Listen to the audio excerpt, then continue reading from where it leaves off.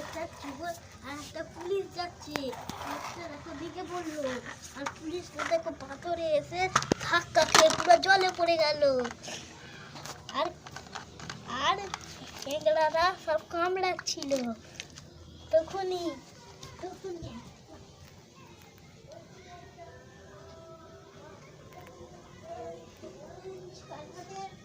Orange কালারের একটা police গাড়ি চলে এলো।